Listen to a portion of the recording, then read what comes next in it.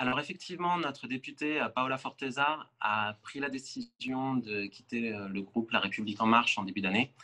C'est en fait un retrait qui s'est fait en deux temps, puisque tout d'abord, elle a décidé de se consacrer à la campagne municipale à Paris et donc de prendre un petit peu ses distances avec la circonscription en rejoignant les listes de Cédric Villani en candidatant comme tête de liste dans le 19e arrondissement.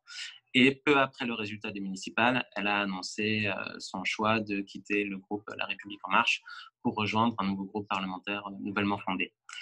Donc effectivement, ça a été une décision qui a été non concertée avec la base adhérente de La République En Marche sur la région. Donc ça a été un coup un petit peu difficile à encaisser.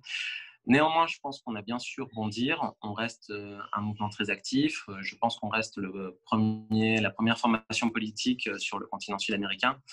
On a aujourd'hui 1300 adhérents dans notre base de données. On a 13 comités sur les 33 pays que compte la zone Amérique latine et Caraïbes. On a des comités actifs dans toutes les grandes villes, que ce soit à São Paulo, à Rio, à Buenos Aires, à Bogota, à Santiago, à Quito. On a des adhérents qui, par ailleurs, sont très investis dans la société civile et dans les projets citoyens. Et on a de nombreuses personnes qui ont pu être très utiles pour la communauté française, notamment dans le contexte de la pandémie du Covid-19. On a de nombreux adhérents qui ont contribué à créer des chaînes de solidarité et à aider la communauté française sur place.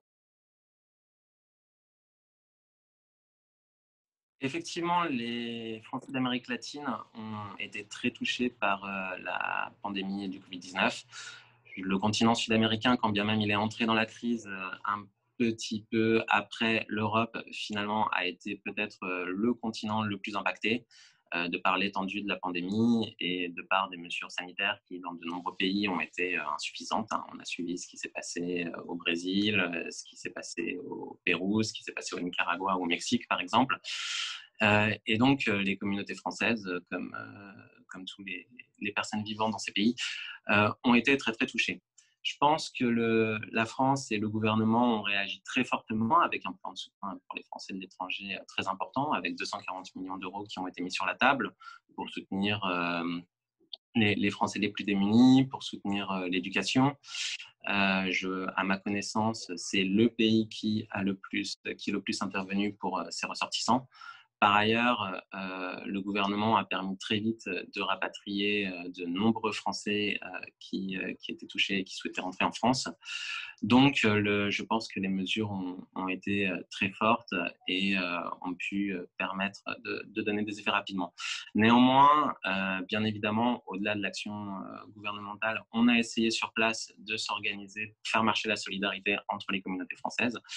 Et à ce titre, on a de nombreux adhérents, que ce soit en Équateur, que ce soit au Chili, qui se sont mobilisés pour que les personnes françaises qui étaient un peu moins impactées par la crise puissent aider les personnes les plus impactées. Donc, on a eu des chaînes de solidarité qui se sont mises en place avec des belles histoires, avec par exemple des personnes malades qui ont réussi à avoir des médicaments par ce biais, avec des personnes isolées qui ont pu recevoir un accompagnement. Et donc, toute cette solidarité, je pense, nous a permis de traverser la crise de la meilleure manière possible.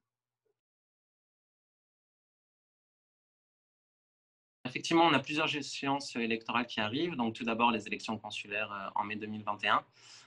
On aborde ces élections avec beaucoup d'envie et beaucoup d'ambition. On est, je pense, la formation politique en Amérique du Sud et dans les Caraïbes qui dépose le plus de listes.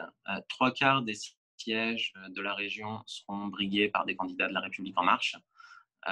Donc, on espère faire un excellent score. Il faut rappeler que depuis 2017, tous les scrutins qui ont été organisés sur la région Amérique latine et Caraïbes ont été d'une certaine manière remportés par la République En Marche.